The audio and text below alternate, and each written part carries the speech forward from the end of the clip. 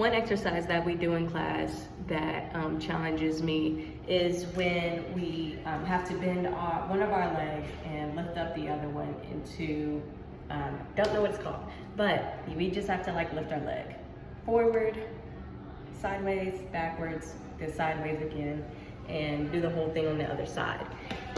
I have to engage everything still and maintain balance.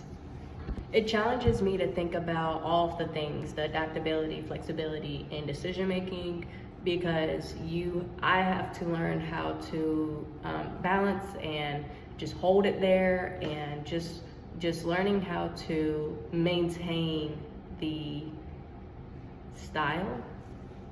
And I have to remember to elongate, to stretch with all of my being, basically. You just have to stretch through the thigh. Professor always says stretch through the thigh, stretch through the hamstrings. You just have to elongate everything. And you have to tighten everything up, zip up, she always says. So yeah, I have to constantly think about that and to decide to do the things and to decide to stretch the leg, and so to do the things, yes. And it just teaches me, like, losing my balance or not doing things correctly all the way. I think I've been doing pretty well. I think I've been doing pretty well with this particular exercise. It challenges me, but I also am growing in it. And so I'm learning that with practice, I am getting better, of course, but to just being consistent and remembering, like when it's a simpler exercise like that, it's much easier to combine the thinking of engaging everything and to do the thing. So, but it did make me realize that without engaging, it's nothing. It's very easy to get off track and to not do the movement correctly and lose balance and just lose it all. So learning how to pivot and actually apply these things, or thinking about engaging my body, it made me pivot, because I have to change. I have to make sure I am engaging. When it's a simpler exercise like that, I can manage to think at the same time and do multitask. I can multitask with something like that. One time that I had trouble with was when we were going across the floor and we had to hop in different directions like this. And this is after our lateral slide. And then so after that, we have to hop on 4 corners.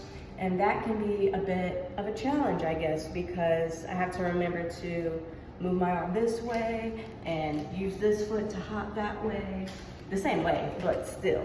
So it doesn't go exactly as planned, because I'm planning on doing it right. But I sometimes I do need corrections a lot of the time.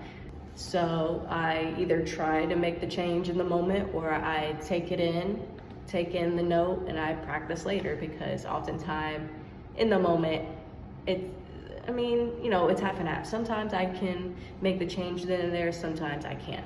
Especially when we're constantly moving and I'm like, okay. But I do try to pivot, but sometimes I stay in the same direction in that moment.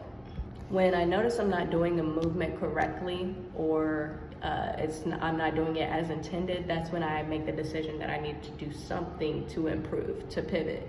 So usually it's, I could be tired, or it's just that I need more practice with the movement.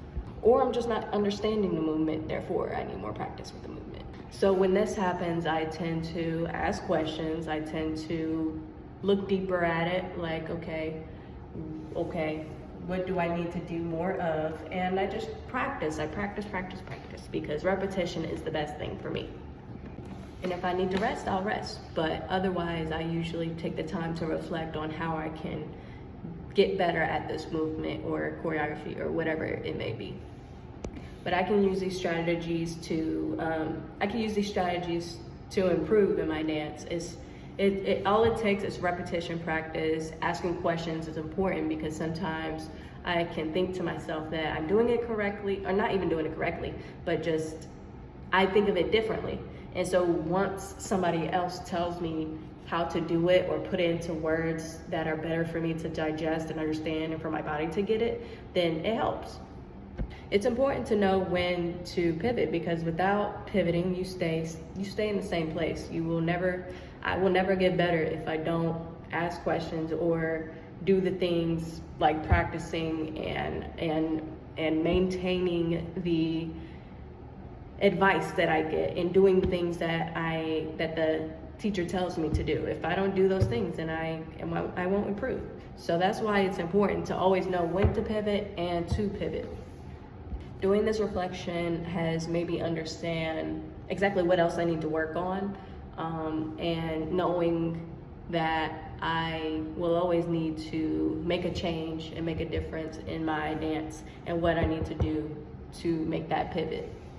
I will be very open and listen very well to the adjustments I need to make, and just keeping an open mind. I think there's not much to what steps I need to take to make adjustments, but just as long as I am doing the very best I can and practicing after class, that's the best I can do to become a better dancer, and to be open to, I'm just open to adjustments. I'm open to suggestions, open to notes, open to practice, open to everything that it requires of me to become a better dancer. So using these strategies of pivoting will help me ensure I'm open to making these adjustments.